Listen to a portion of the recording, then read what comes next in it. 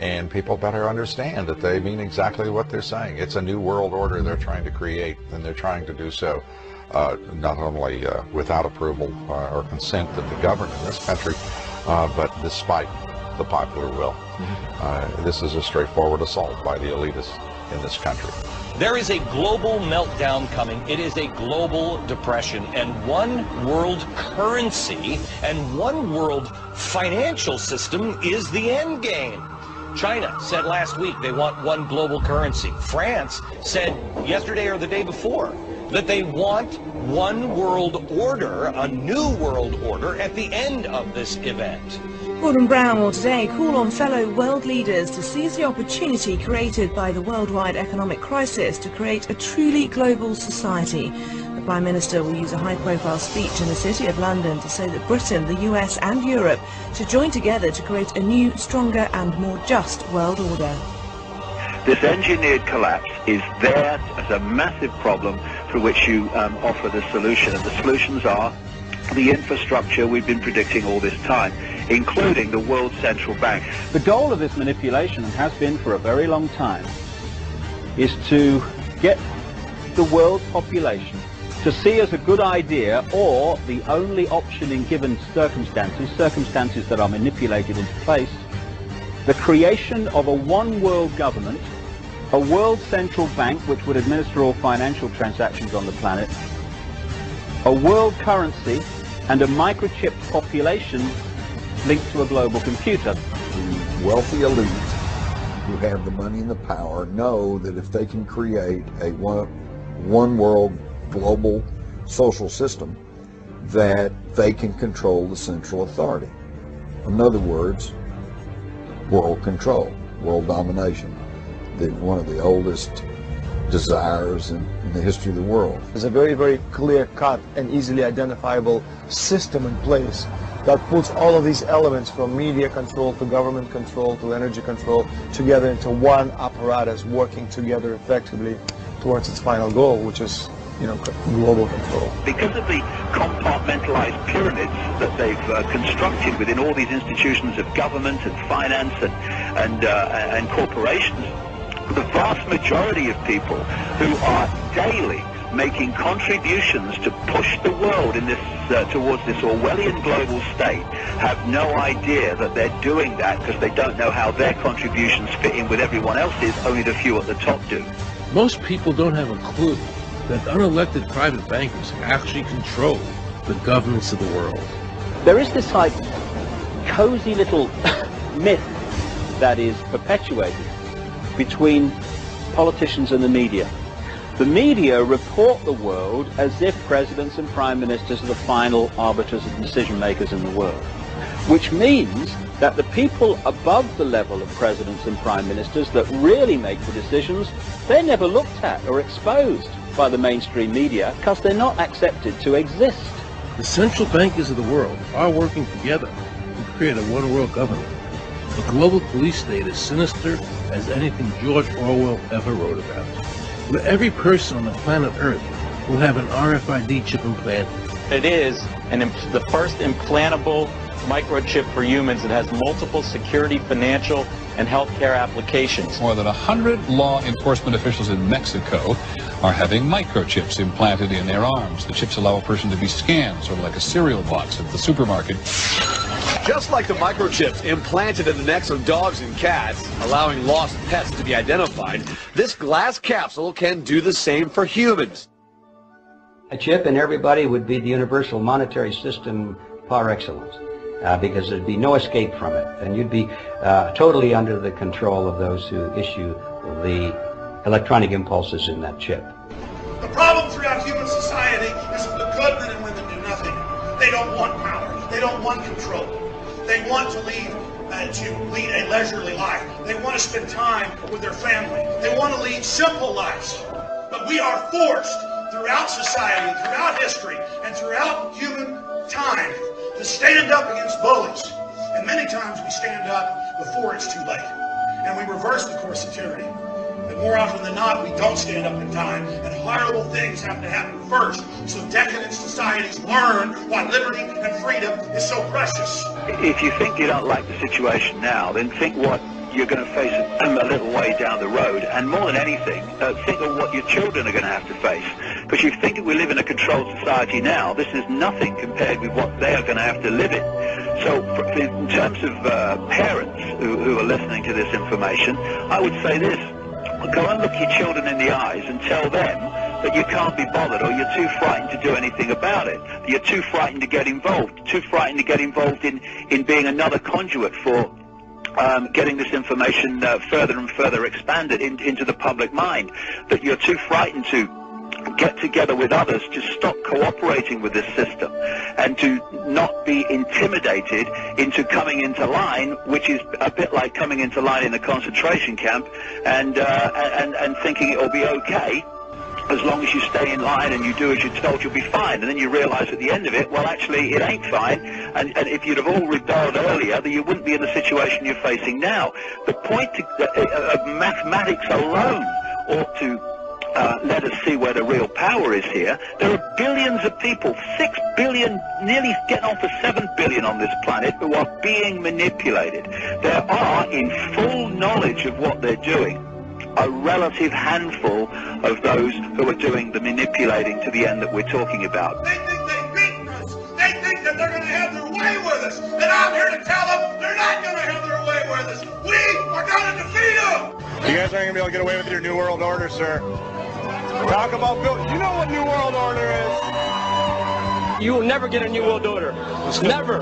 National sovereignty will prevail. The New World Order is going down, sir. You can laugh. Wake up, people. Wake up. Research the New World Order. This is important. Look it up. Investigate it. Your New World Order will fall. Humanity will defeat you.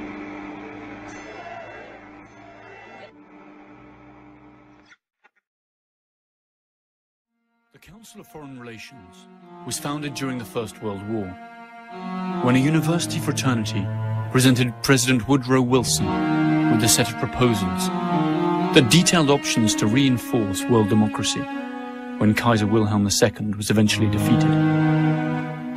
The proposals were backed by Colonel Edward Mandell House, advisor to President Wilson. Wilson presented the project to Congress in January 1918, where it was approved. And the CFR was officially founded in 1921. Its first sponsors were members of the most powerful families in the US: Rockefeller, Mellon, Harriman, Schiff, Kuhn, Lowe, and Carnegie.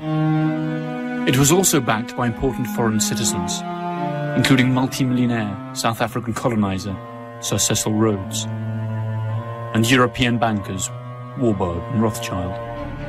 According to its critics, the domination strategy of the CFR is to control both sides of conflicts, and its ultimate goal, the creation of a private world government that would run countries as corporations. To achieve this, it would first have to erode the political structures of all sovereign states. Then it would have to foster worldwide socio-cultural standardization. And finally, it would have to impose a globalized financial system that it could control. Critics add that all of this would be achieved by provoking global conflicts that would keep the masses united against real or imaginary common enemies.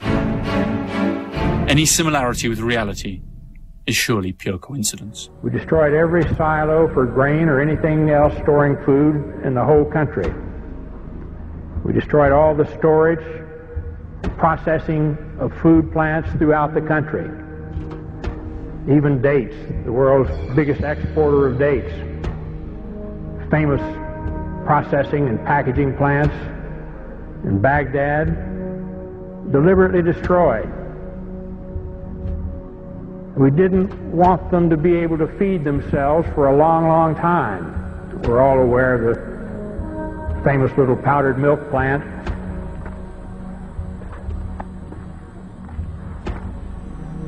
The United States government says that in this factory here you are making chemical weapons. Is that true? No, that's not true. They are lying. Because this is milk for children. This powder, milk of children. Nothing else was made, only this in the factory? Yes, and you can see it yourself. With the only factory in the Middle East to produce powdered milk, they were producing about 17% of their powdered milk requirements. We destroyed that, cut off all the milk. The malnutrition of the mothers immediately jeopardized all of the infants. 70% of the pregnant women, even today in Iraq, suffer anemia.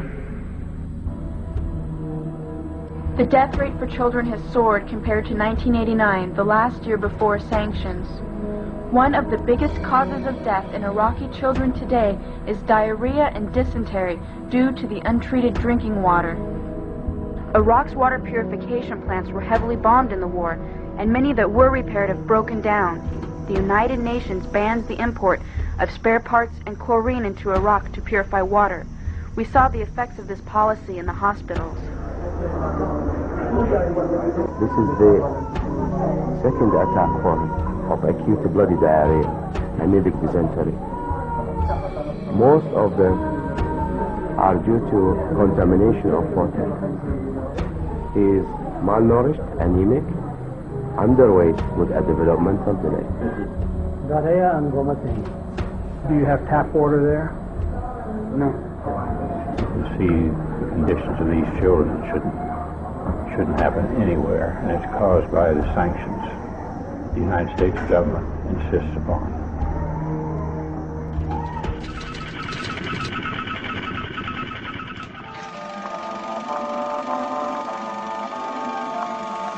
The year is 1917, and Representative Oscar Callaway enters a disturbing statement into the U.S. Congressional Record.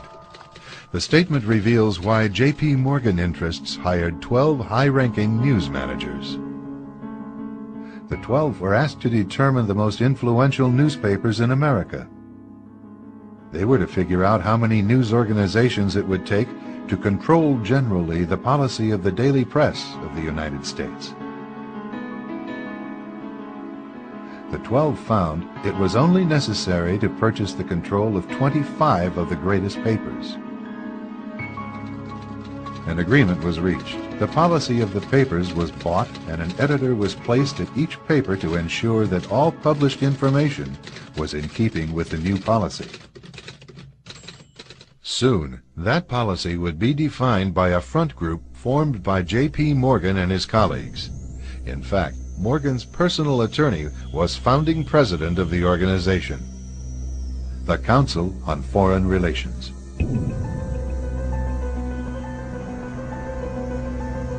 Today, the CFR maintains that its goal is to increase America's understanding of the world. However, the actual objective of this highly exclusive club is revealed by the rare admissions of the insiders themselves. In the early 60s, a Georgetown University professor collects information for a book favorable to the network of powerful men who founded the CFR. For 2 years, Professor Carroll Quigley is allowed to examine the confidential papers and secret records of this network. Quigley reveals that these men aim to create a world system of financial control in private hands, able to dominate the political system of each country and the economy of the world as a whole. In short, they seek total and quiet control of the entire world. And the CFR is their most visible conduit for carrying out that agenda. CFR members include America's wealthiest tycoons, as well as the highly placed elite in government, academic institutions, tax-exempt foundations, and the establishment media. Ruling Class Journalists, written by Richard Harwood, describes the CFR membership as the ruling establishment in the United States. The Washington Post article boasted that news reporters who are CFR members do not merely analyze and interpret foreign policy for the United States, they help make it.